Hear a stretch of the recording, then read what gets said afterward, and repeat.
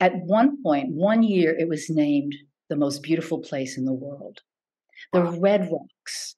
You climb, you meditate on the red rocks, and the meditations are deeper and you get lifted. And when I'm there, I feel like I'm floating, like I'm high. Now, the book intends to have the reader take in the calm and sensibility of Sedona into the heart.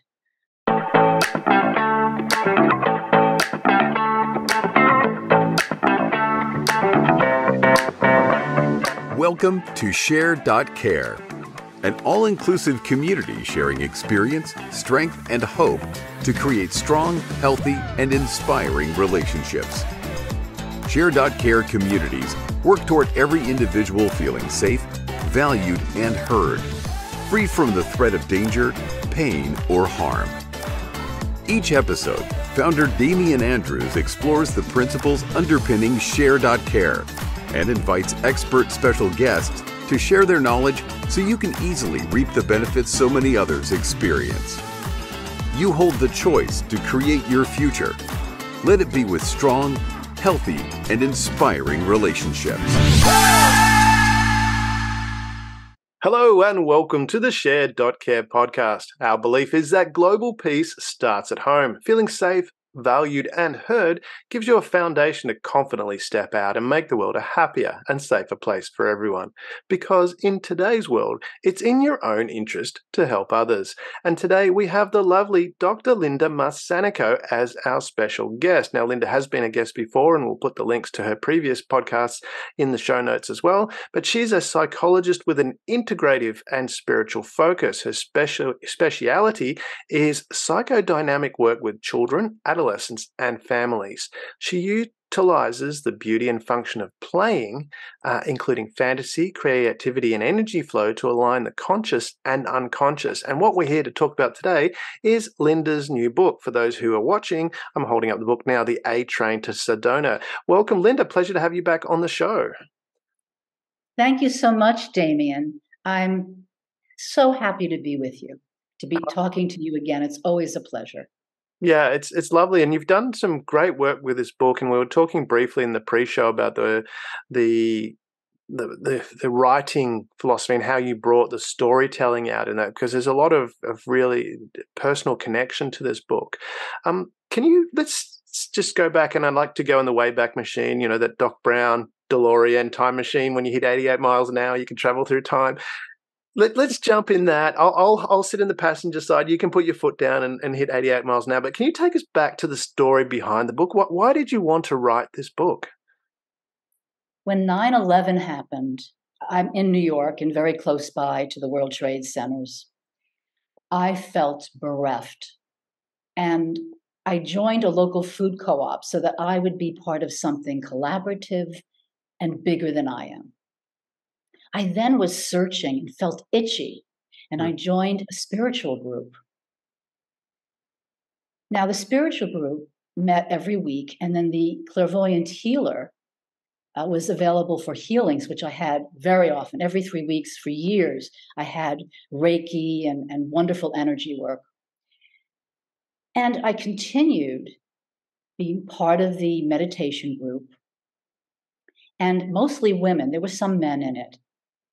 We're talking about things I had no clue about. I had never heard about avatars and Sanskrit, maybe a little bit about Sanskrit, Saint Germain, gods and goddesses. And I read and read and read the metaphysical literature.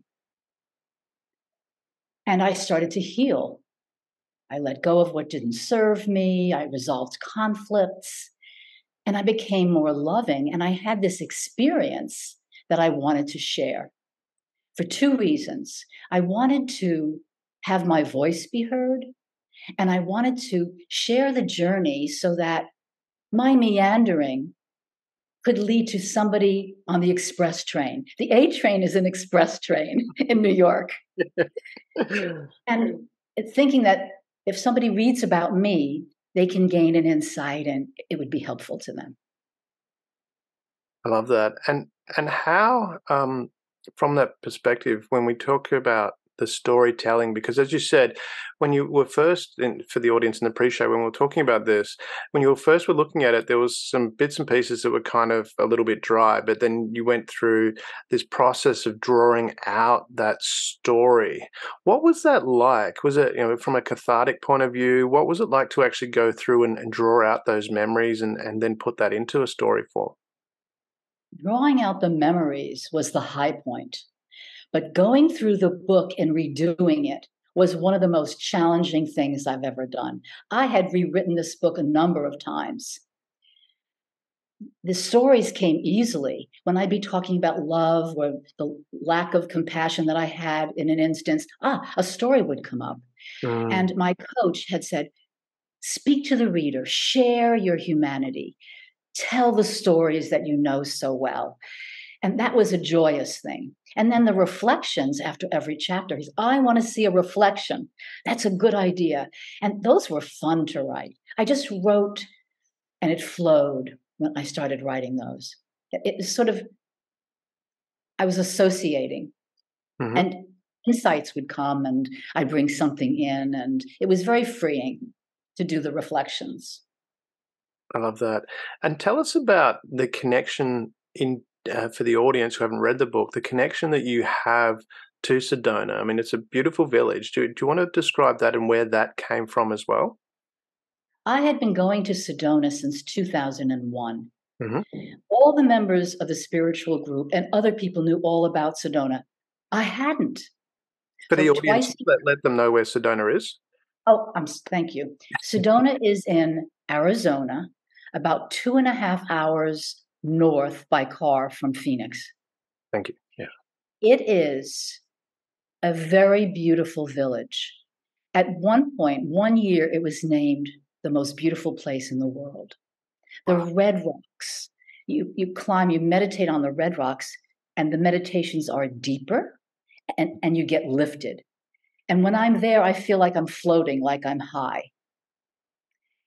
Now, the book intends to have the reader take in the calm and sensibility of Sedona into the heart so that it is in the heart for them to have. Wow. And from that, the village as well. I mean, because there's a really large national park near the village as well. There are many, many parks there. Mm, Yes. And I owned a home there for 13 years. yeah. I have friends there. It is a magical place. So, but you're from New York, if that's right. I mean, that's the other side of the country. That seems a long way to go. So there must be this really deep connection. Is that right? Absolutely. I would not want to leave when I Yeah. got there. It'd be hard to come back. I'd go into a supermarket and say, where can I find this? Let me show you where it is. A lot of kindness and a lot of spiritual people. Yeah. I'm just connecting with that because I said from my side of things, I look at it and go, you're from New York, you've gone all the way to the other side of the country, and I've driven across Australia. It took 3.5 days to do that, and the distance you're going is a bit longer than that as well. Um, and then you have this little town because when you look at it on the map, you've got Phoenix, which is, as you said, 2 hours away, and there's this big city, and then up the top, it barely even, unless you put the search title in, you actually don't see it if you're looking in that space. So it's a tiny, well, it's actually a decent sized town, but in comparison to what's around it, it's actually quite small. Um, how did you find Sedona? So I joined the spiritual group right after 9/11. Mm, And I was asked about 5 months later, how about going on a retreat? okay. And so I said yes. And twice a year I would do that. And I'm going to tell you, those retreats were very heavy lifting for emotional healing. Hmm. I remember just sitting with feelings, emotions, situations that needed to be Mm, uplifted into the light. It was a lot of work. It was a lot of fun. And it was very supportive. The women were there to do the same thing, to grow spiritually. And it was at that point that I made an intention to be consciously on the spiritual path, to Mm. look for ways to be loving and compassionate. And it's a funny thing, when I started my website, I started the website when I first wrote the book in 2011. Mm. My first editor said, "You've got to have a website." No way do I want to do that. No, I don't want to write like that. And I sent the book out. I sent it to publisher after publisher. Everybody rejected it. And I Yeah. said, Linda Marsanico has to have a website. And so I wanted it to be spiritual. Mm. And I didn't know from what perspective. It took me about 6 months. I'm going to do it this way. I'm going to do it that way. And it finally occurred to me that I would focus on love and compassion. Mm. Because loving and compassionate, we're spiritual. Yeah. I love that. It takes a lot of work to get to love and compassion. Yeah, well, that's the question I wanted to ask, because as a psychologist as well, when you've taken this time out, this retreat, so you've gone across the country, you've made a physical shift, a clear physical shift from where you are in New York to Sedona, and it's a place where you can shut down and block things out, especially in today's world when we're constantly got beeps and dings and things like that distracting us. How important is that for a person to actually take that time out to just have that space? I think it's very important. I remember I have a friend who channels Kuan Yin, Laura Lysak. She's in the book as well. And Kuan Yin would say, go into the dirt with your bare feet and let the dirt recharge you. Now, Mm. Thich Nhat Hanh has a walking meditation where you're barefoot. The earth, nature, both of those are very essential to us. Mm. We need to be restored because even at that time, we didn't have cell phones. I don't remember having a cell phone in Sedona. I mean, more recently I have had Mm. one, but on the retreats, we didn't, we just checked out. Now, I live near Prospect Park in Brooklyn, New York. Now, Prospect Park was developed by the same architects who developed Central Park. So it's right 3 blocks away, less than 3 blocks. I walk up to the park, and I spent about half an hour walking just to immerse myself in nature and Mm. not technology. And Yeah. in preparation for conversing with you today, I wanted to be relaxed and more on a wavelength of out of the third dimension, so to speak, into a more flow of thinking and feeling. Yeah. You mentioned. Oh, so go ahead. I wanted to say there's so much turmoil today. Yeah. There is so much that we need to focus on love and compassion even more. That's what I wanted to say. Yeah, well, certainly I 100% agree with that. The love and compassion is really important. I want to come back to what you mentioned earlier. I made a note here that says, about letting go of what doesn't serve us. And it seems to me when I think of Confucius, who said life is very simple, but we insist on making it complicated. And similar sort of thing, that we need to let go of certain things, and that can be difficult. Even letting go of the fact that we might need a website can be challenging sometimes. How is it? How can we make it easier for us to actually let go of these things? And well, more to maybe the other question is, why do we hold on to things so passionately? I would use the word passionately, when we know that they're probably not serving us at a mental level, but we still insist on holding on to some things that aren't serving us instead of letting go of these things. It's what we know. It occupies space. It's likely from the past. So Mm. I could be holding grudges and for example, I might be angry, and this is in the book. I might be angry with my mother. Mm. Worked on my mother from this angle and that angle. And I thought I had healed her from all the trips to Sedona and working in counseling. And I went somewhere and this person triggered me and she reminded me of my mother. I thought, oh, more work to do.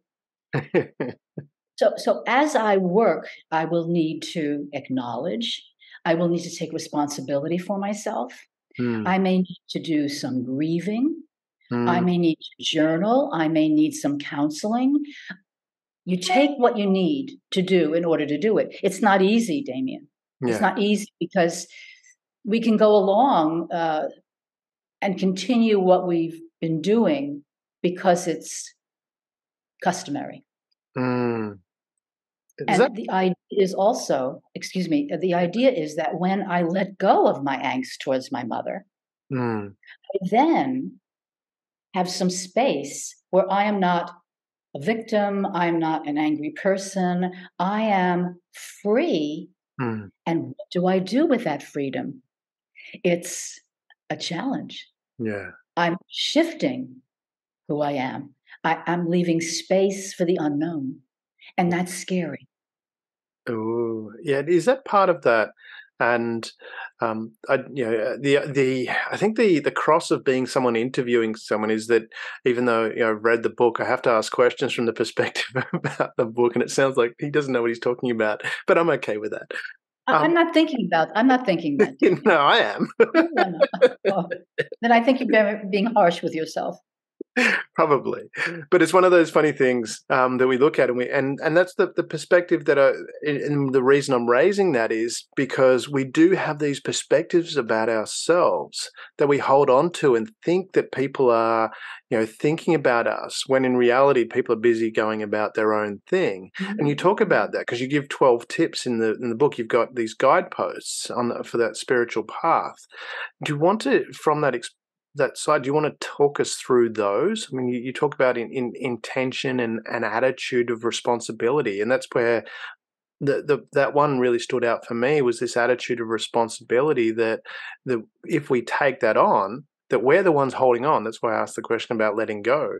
If we're the ones holding on, if we actually take responsibility and say, "Hey, I can let go," does that make that process easier? When we say we're going to let go, Well, it when we, does. oh, sorry, go ahead. Say again, please, Damien. Yeah. So what I was going to say, if we say that we're going to let go, and we take that responsibility, which is your attitude towards responsibility. I was expanding on that. If we take on that responsibility and say, the problem that I'm having is because I'm not letting go, does that make that process easier rather than it being hard? I'm not sure. I don't think it's an easy process, no matter how you look at it. Okay. Because in order to let go, I have to confront myself. I've got to do work on myself. I have to develop a new perspective. I have to say, I'm not a victim. I am a powerful person. You're a god and I'm a goddess. Mm. I'm powerful. And therefore, I want to do powerful things. Mm. And sometimes it requires a lot of work. Mm.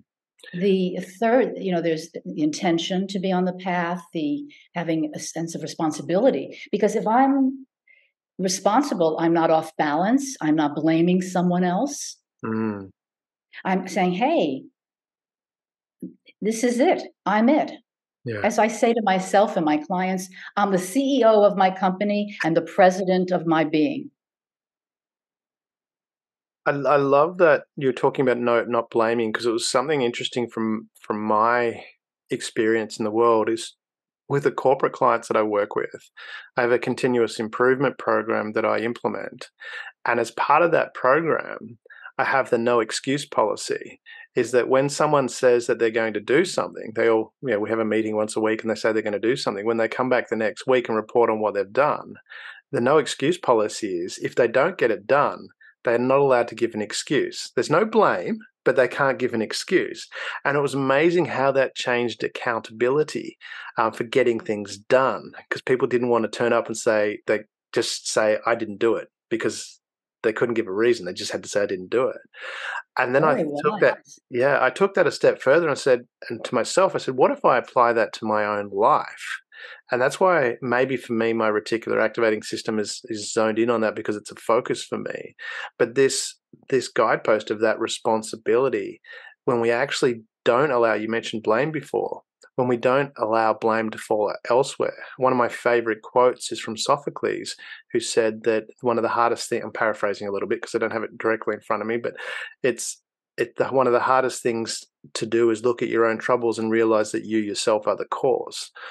Yes. We create this. Yeah. Yeah, and that's where when you're going through those 12 tips, so we've got intention, attitude to responsibility, awareness of thoughts. So when we're looking at awareness of thoughts, because that was something that I also find interesting, is that our beliefs are really just a thought that we've repeated over and over again, whether we're consciously aware of it or not. How does that awareness of thoughts help someone make that shift to again, coming to that quiet place of reflection like Sedona? So we're shutting things off and we can be aware of our thoughts. How does one make a shift by being aware of their thoughts to make their life better? We have thoughts from childhood. Mhm. And if I'm not aware of my thinking, it can go round and round and round, and it causes feelings, emotions. The idea is to step back and become aware. Mm, If I'm thinking, "Oh, I can't do much. I don't love myself." I can shift that by mm, gracefully replacing the words with something else, mm, like, "I am loved. I mm, am confident." Now we use I am, and I am gives an electromagnetic charge to the higher self. mm, And we start to consciously change the software program in the brain. mm, We're not fighting with the thinking, we're replacing. So if I come up with, oh, I can't do anything right, uh, I have a new thought about that. I am confident and capable. mm, So I'm replacing with grace and ease. And I am creating my own design because I'm at it. I'm actually making progress deliberately. mm. So when with that statement, those affirmations, we're saying, "I am this," is it, again, when we're talking about whether it's difficult or easy, is part of that connecting to that letting go? Because if you're saying, "I am this," but you're still thinking, "No, I'm not," then that's a juxtaposition, and then probably leads to imposter syndrome, where you're really believing something instead of something else. How does someone, again, let go and go, "I am this"? Of course, this is not the only thing that a person is working on. Mm, This is just one guidepost. yeah. Because in order to make progress, I need to love myself. Hmm. I need to be on the path of loving myself.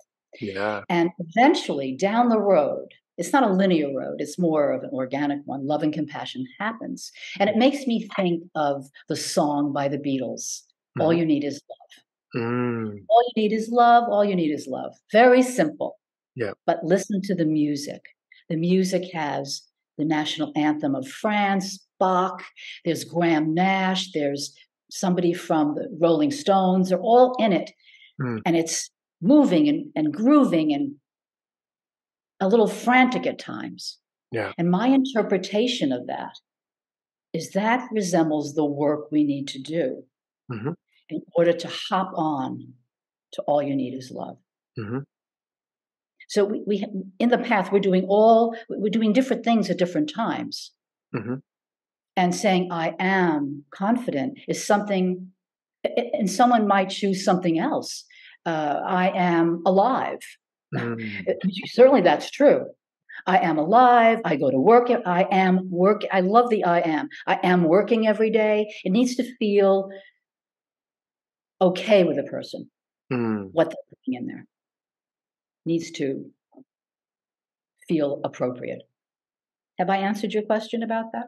Yeah, no, it's that need to feel appropriate, and it must be a journey as well, because sometimes we go through, we have the beliefs that we have from our childhood, and Yes. you talk about healing the inner child, and we'll get to that in a minute, but we we have those beliefs, and we don't know what we don't know, but as we become aware of more, we become aware there is more. I know Yes. that's probably a statement of the obvious, but it's a powerful statement, I believe. Yes. And then we go through this journey of we're stuck here. And then as we move forward, we become aware of this, but then as we but we can't make that jump all the way to here because it's just so far out of our awareness. So is that where that process becomes, it takes time because we have to go through steps of creating that awareness? Yes, and it's been a journey of my lifetime. Mm. It's a journey of a lifetime. My father used to joke with me and say, "You're a psychologist, you practice. Aren't you perfect yet?" So, I mean, in one of my reflections, I say that I don't believe in perfection. It's not what I'm putting out here, but Yeah. it is a journey of a lifetime, and we take steps that we're ready to take. And finding spiritual friends is important, Mm. finding people that we can share this language with, because it's not third dimensional talk. It's not necessarily cocktail party talk. It's how can I be more loving and compassionate? And Mm. of course, in the book, I shared examples of failing to be compassionate. May I share one of the first stories I tell is the story of the baby carriage. Yeah. So, and this is magical to me. So, anyway, I'm in a condo. We have 3 floors, 3 families, and the Yeah. people on the top floor have a baby, Yes. and they put their carriage right outside my door. Mm. So I asked them, could you put the carriage in this entryway, or could you put it up a couple of steps here? And Mm. they refused. Mm. I tried to speak to the wife, I tried to speak to the husband. Nothing changed. They were not interested in speaking to me about this. Mm.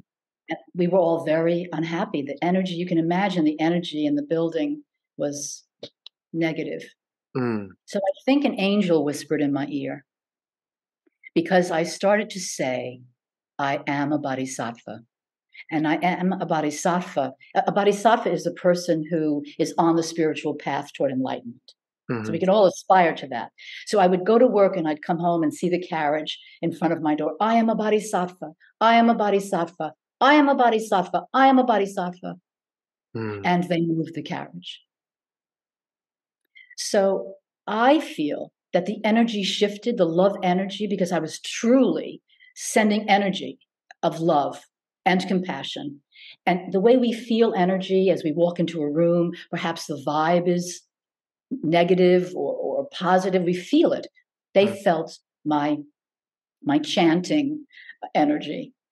And afterwards, we became friendly, and after Mary left, we were still friendly. But to me, it was magical that Mm. they changed their behavior. And there's something in that. I mean, Napoleon Hill talks about that in Think and Grow Rich in that book about how if you put things out there, things happen. Mhm. And I remember Jim Rohn talking about it as well. If you set a goal, set an intention, make it very clear, stuff happens in the universe to make it happen. And I've written about this, And I've published it in a book that I've got called Be the Black Hole, where you're actually, by being very intentional about what you're setting, you're actually attracting the goal to you. You don't have to chase it, it comes to you. yes, yes. Um, how, what is it that you think makes that work? And is it just that belief that it works? Is being open to seeing things? We know that your beliefs in your reticular activating system will enable you to focus on certain things. But similar to, as silly as this sounds, my friends mock me all the time, in a good way, because I made an intention a long time ago that when I go somewhere, I'll more often than not get a park right out front. And that Yeah. happens all the time. And I go with friends and we go and there's the car parks are full and then all of a sudden you'll see some reverse lights come on right in front and then the meter's still got money in it.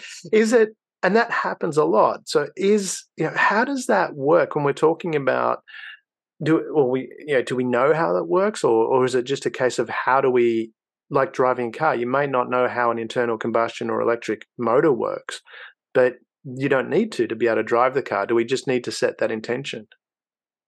I think the law of attraction Mm. is a universal law. Mhm. I remember wanting a Gerber. I wanted flowers.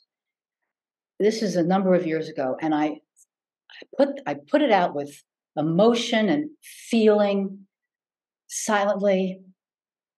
and someone brought me some Gerber daisies. I love that. So it's utilizing the law of attraction. Now, there was a situation, I wanted an office. I was in an office on a Wednesday. I had 3 different offices at one time. And I wanted an office for a Wednesday. And I looked and I looked. I went to doormen at buildings. I asked, do you have any offices available? No. And I got angry. I sometimes get angry with God. I don't know what this is. I want this office. Anyway, a year and a half later, I got an email announcing an office that I adored. It was my favorite office. I went, and the reason it was not available was that somebody was in the office. And she just vacated it. So sometimes it takes a little longer to get what we want.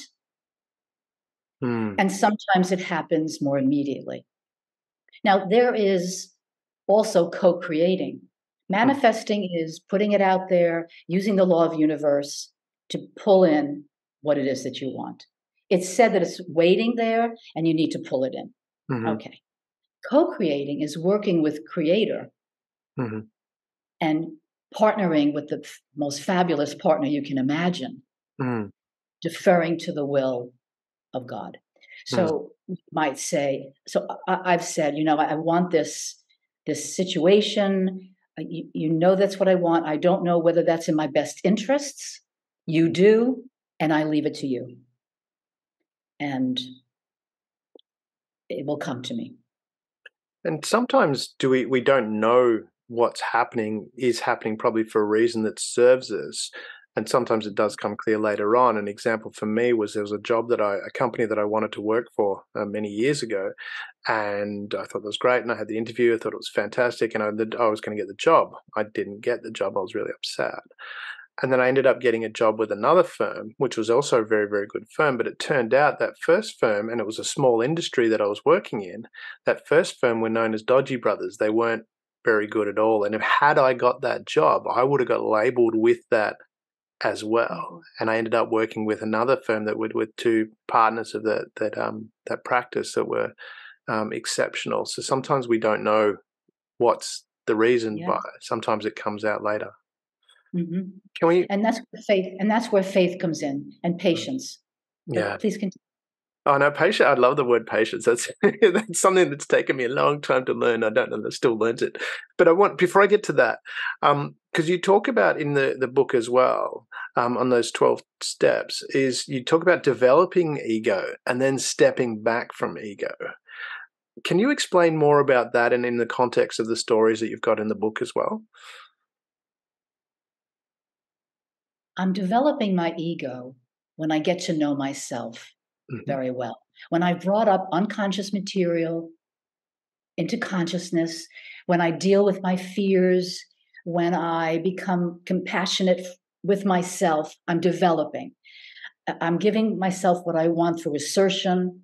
It's a very big skill. Assertion is a very big skill.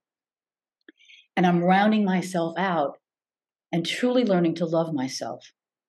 Now, in that process, I'm healing the inner child, because we have what I call, John Bradshaw called them the little children within, but parts of myself that are unhappy or haven't had a voice, I need to be giving myself that voice. And so in that process, when remember, I'm working on a lot of things at the same time, slowly, more quickly sometimes, I step back from the ego. I would say something like ego, heart, love. And I can function in the 3rd dimension, but I have a sense of love and compassion. I step back. I don't act out of the ego. I'm acting out of an enhanced, multi-sensory, multi-dimensional self. We're not just skin and bones. We have different bodies, and we're in more than one place at one time. So we're filling into that. and we step back, although we know how to function. There are some people who think you get rid of the ego. I'm not one of them. I think we need to develop it and then step back and be loving and compassionate. Well, and that's part of why I wanted to have that discussion about the ego, because as you mentioned, some people think you should get rid of ego. Some people think ego is a bad thing, and there is that perception that ego's walking around being pompous and going, "Hey, I'm I'm awesome." My preference in relation to that is Wayne Dyer's description of it's you're having a quiet love affair with yourself, and the emphasis is on quiet. You're not walking around telling everybody, "Hey, I'm fantastic," because when you are, if you really believe you're fantastic, you don't need to tell other people. You just are. It's that state of being. Is that similar to what you're talking about there? Is that? I would say, there's something called spiritual pride, Mm, and that's knowing what we do well. mm, It's not about monopolizing conversations about it. It's a quiet thing. And mm, it doesn't mean dimming it down either. mm, If someone should ask, well, this is something that I do well. Yeah, I have a gift. Um, and knowing that there are certain things we lead with and certain things we don't do so well. mm. And having that capacity to know, that's developing the ego. There are some things I just don't do as well, but I lead with this and that.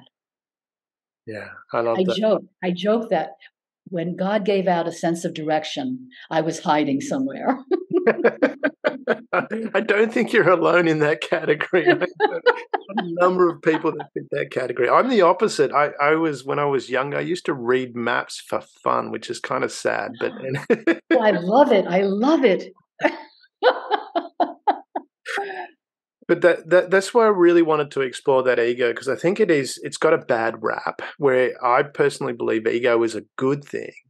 The right type of ego, again, that quiet love affair with yourself, where you actually love yourself. I think we should love ourselves. Is that something that helps a person to love themselves? That doesn't mean you're walking around, hey, saying to everyone, "I'm awesome," but it's. I did that with my son from when he was young. I always say to him, "Hey, do you like yourself?" And go, "Yeah, Dad." And finally, he got sick of me. He said, "Yeah, Dad, stop it." I do.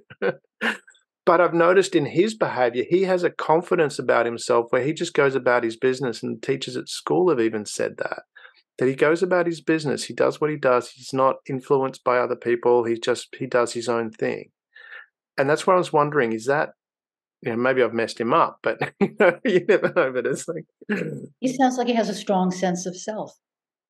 and that's what I was getting to with the ego. Is that what a healthy ego is having a strong sense of self? Yes. Yeah. Knowing, bringing unconscious material up so that we're not blinded by things, that we know who we are. Now, we never know, I don't think we ever know the full unconscious, but the idea, and that's what we get from interacting with others. We're always interacting. And in the Mm. interactions, we have reactions. And when we have those reactions, we can look in the metaphorical mirror and ask, what does this say about me? What Mm. can I learn about myself? And the answers are within. Yeah.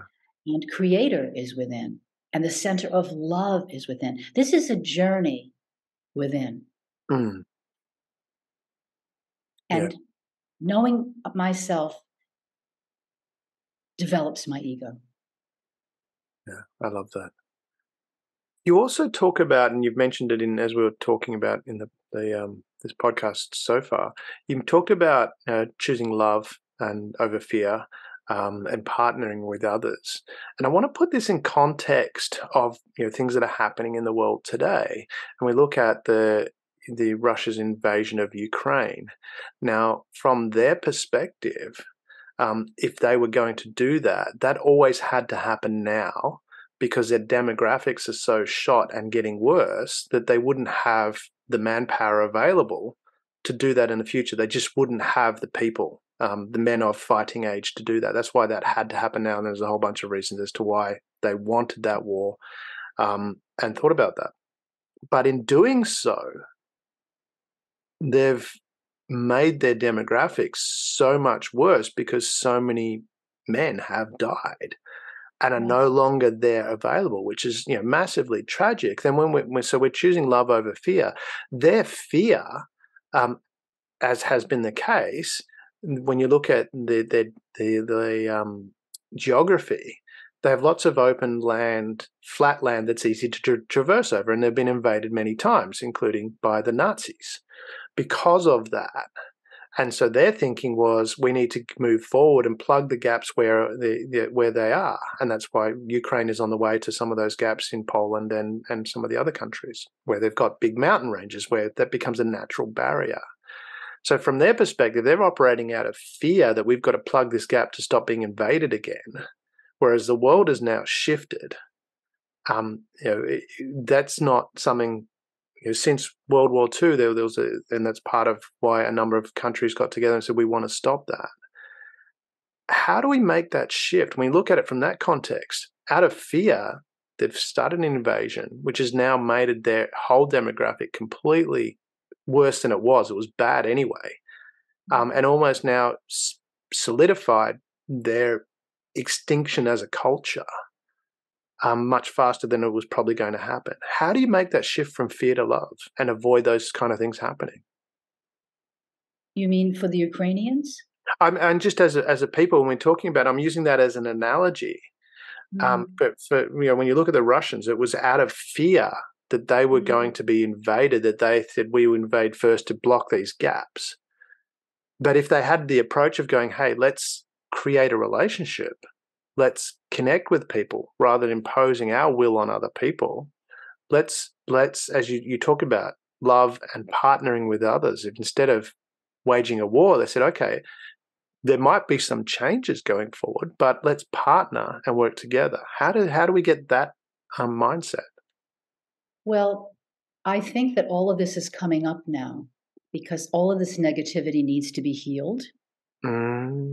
This is an especially dark time, and with politics in the US and all, it's just coming up. It's out of the closet. It's everywhere. And I think for myself that I want to maintain prayerfulness. I pray for world peace.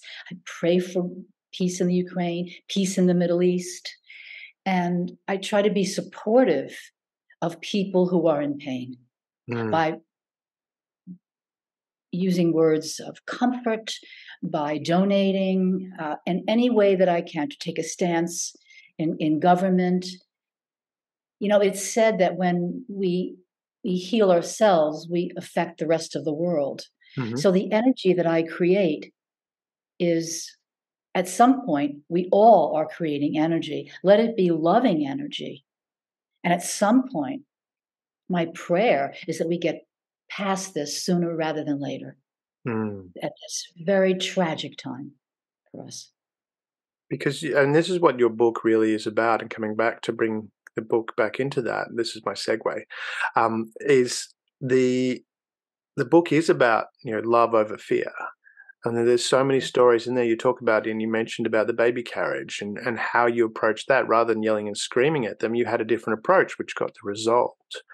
Yes. Can you, expand a little bit more about some key elements within the book that you'd like the readers or for you to draw attention for the reader to, and also we'll talk about where they can get the book as well.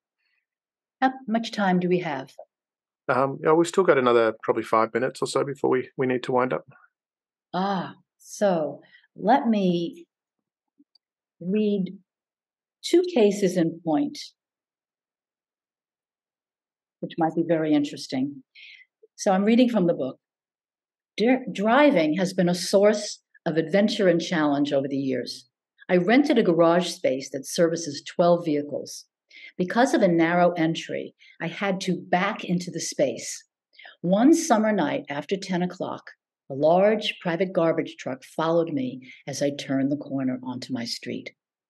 My goal was to stop on the left of the street to then back up and into my car stall, an unusual entry that I've never quite enjoyed in the 19 years of residency.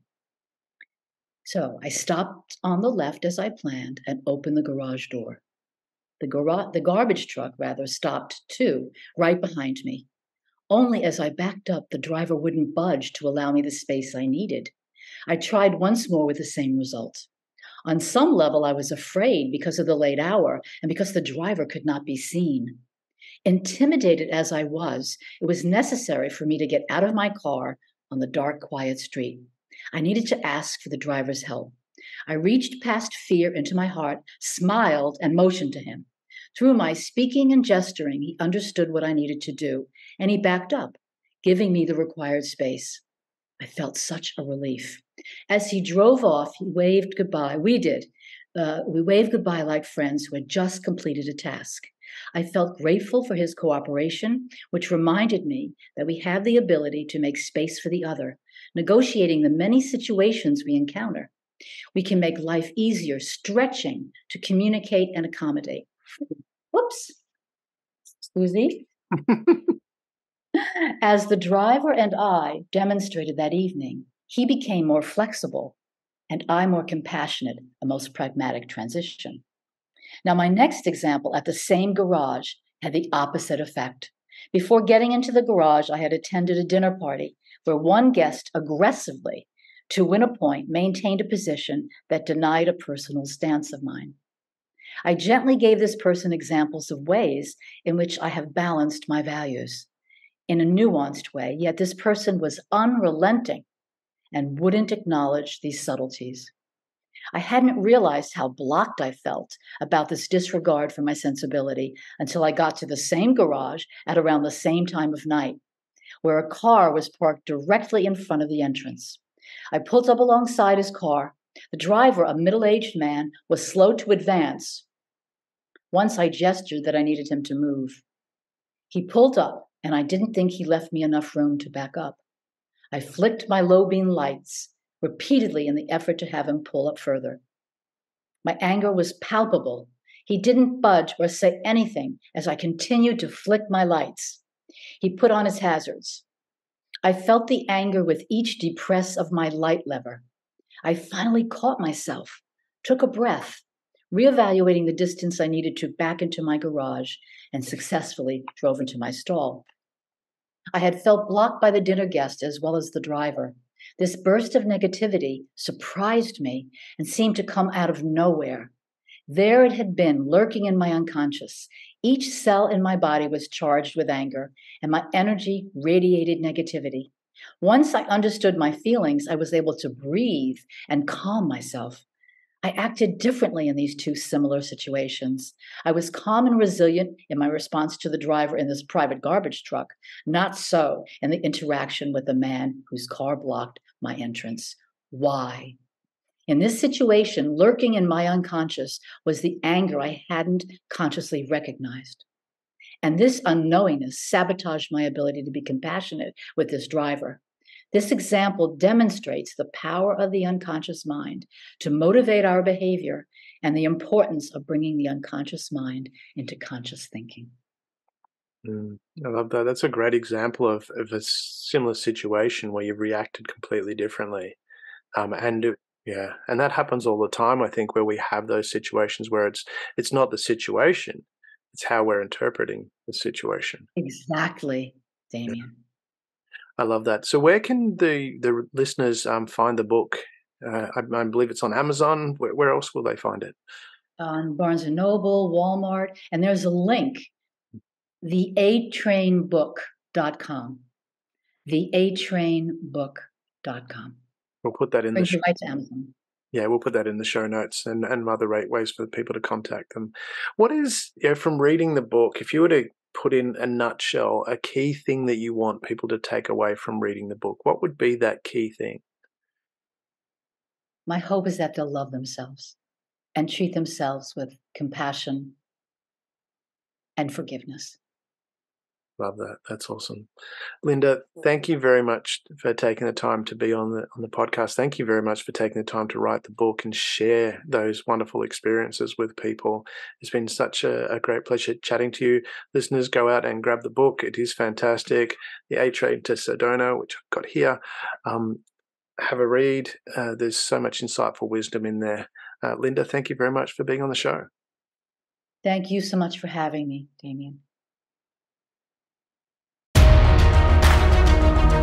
Thank you for being part of the Share.Care community and helping people around the world prosper. you're creating a bigger pie for everyone to share. The more people contributing to the world being a better place, the better the world becomes, for others and for you.